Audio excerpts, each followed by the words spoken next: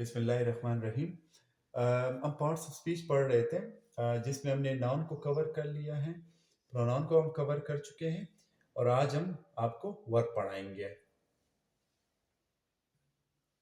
Verb क्या चीज़ है? Verb action को स्टेट ऑफ बीइंग को कहते हैं। मसलन किसी चीज़ के होने यानी स्टेट ऑफ बीइंग, हरकत एक्शन को, या फिर किसी हालत में यानी कि स्टेट।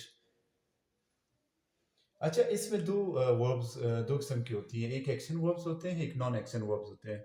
एक्शन वर्ब्स मिसाल के तौर पे टू राइट, जैसे मैं लिख रहा हूँ, ठीक है ना, ये एक्शन वर्ब है जो मैं कर रहा हूँ इस वक्त। टू ईट, जब हम खाते हैं, ठीक है। टू रीड, जब हमें पढ़ना पड़ता है, ठीक है।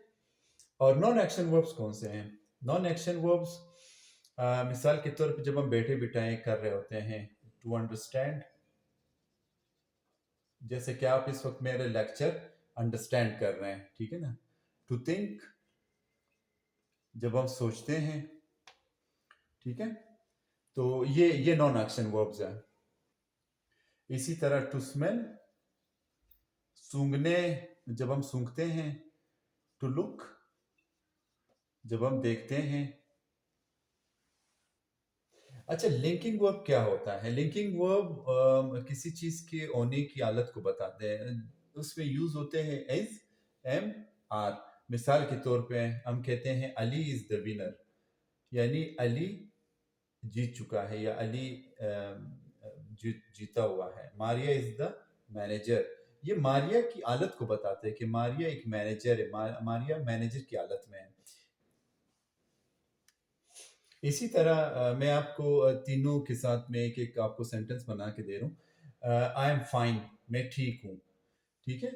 एम का इस्तेमाल किया। वाटर इज वार्म, ठीक है। इसका इस्तेमाल किया। पानी गर्म है, पानी की हालत को बता रहे कि पानी गर्म है। वी आर इंटेलिजेंट, हम अक्लमंद है, ठीक है ना। आर, ये हमारी हालत को बता रहे कि हमारी हालत यानी अक्लमंद है, हम लोग अक्लमंद है।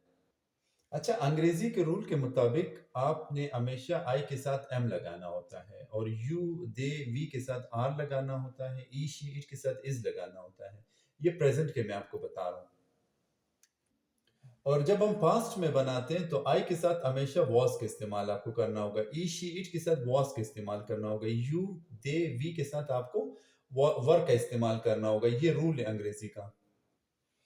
मिसाल के तौर पे आई वॉज नॉट वेल, ठीक है ना। यू वर इंजर्ड, आप जख्मी थे।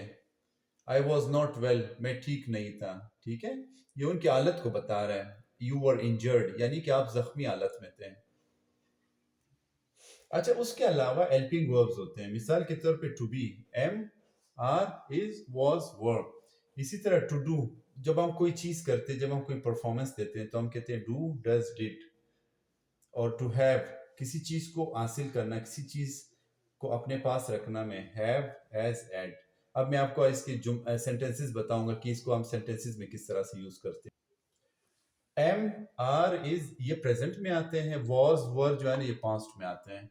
डू, डज ये प्रेजेंट में आते हैं, डिड पास्ट में आता है। हैव जो है ना ये प्रेजेंट है, एज भी प्रेजेंट है, और एड ये पास्ट में आता है।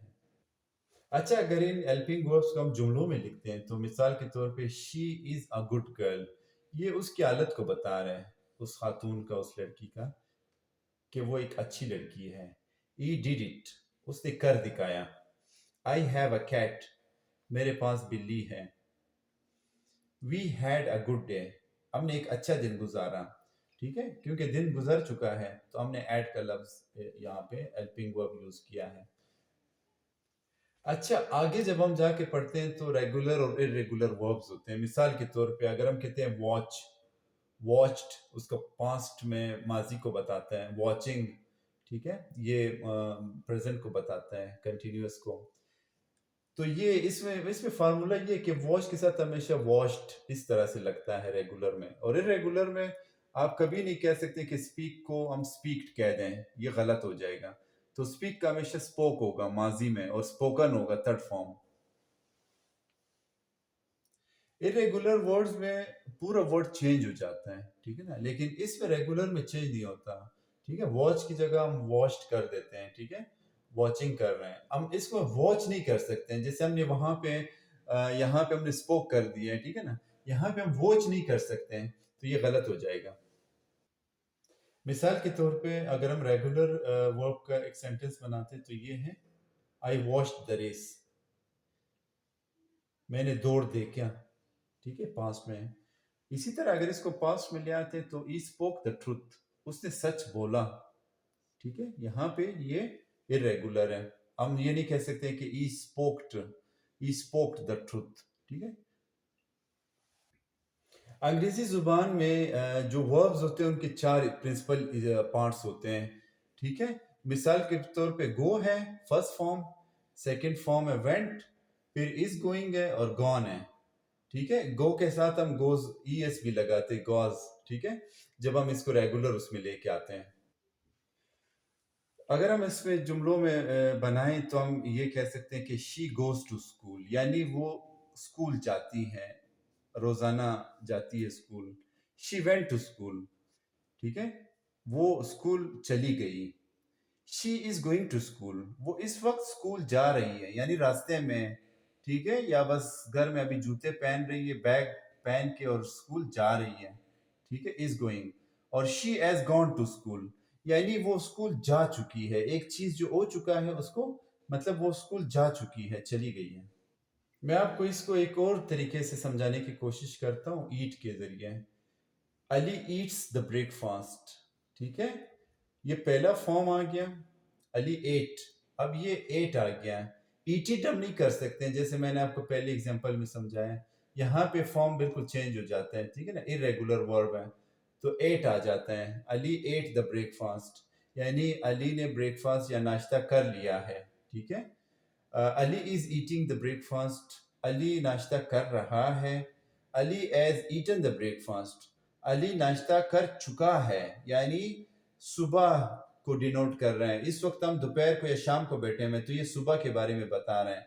और इसमें उसमें मैं आपको एक फर्क बताता हूँ, अली एट द ब्रेकफास्ट, अगर फर्ज करें अली सुबह 8 बजे नाश्ता करते और आप मुझसे 9 बजे पूछे तो मैं आपको कहूंगा कि अली एट द ब्रेकफास्ट। लेकिन अगर आप मुझसे दोपहर को पूछेंगे या शाम को पूछेंगे तो मैं आपको बताऊंगा Ali has eaten the breakfast, यानी अली आज नाश्ता कर चुका है। तो इसमें ईटन में और एट में इतना फर्क है।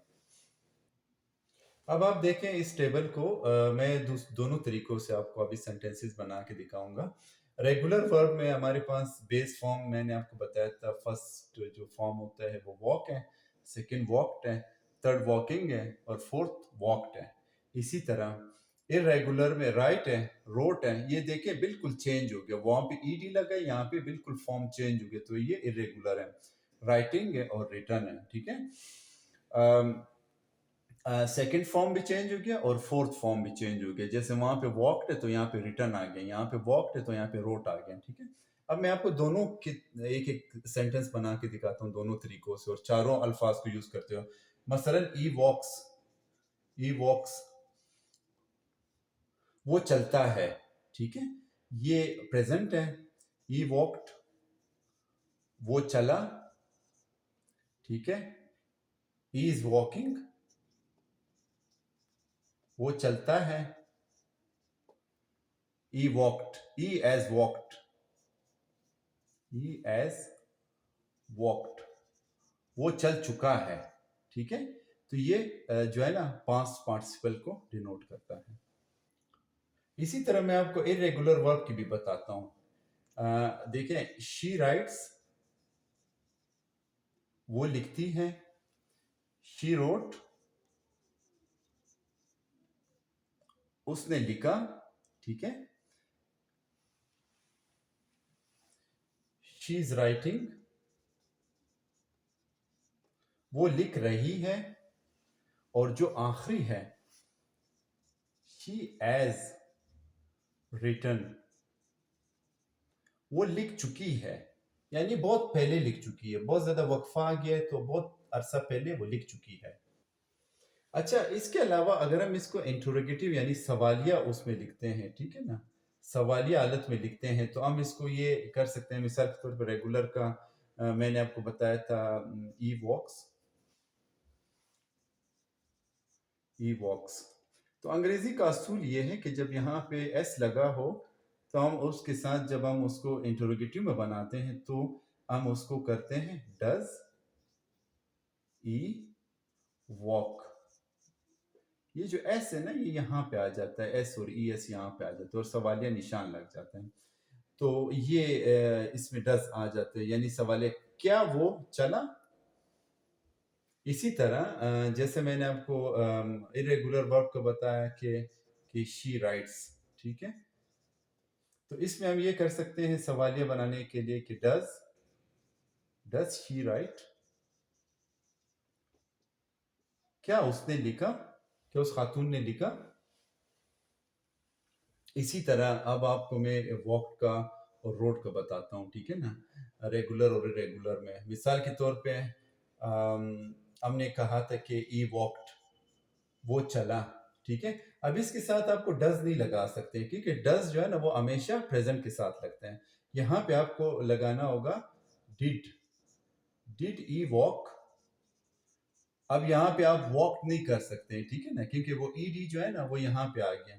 तो डिड ई वॉक। इसी तरह हमने कहा कि शी रोट, उस खातून ने लिखा, ठीक है ना। तो हम ये कहेंगे कि डिड शी राइट, क्या उस खातून ने लिखा, ठीक है। हम यहाँ पे नहीं कर सकते कि डज शी राइट, क्योंकि डज तो मैंने आपको कहा था कि बेस फॉर्म में यानी कि फर्स्ट फॉर्म में लगता है, वॉक और राइट्स में प्रेजेंट के साथ लगता है, पास्ट के साथ हमेशा डिड लगेगा।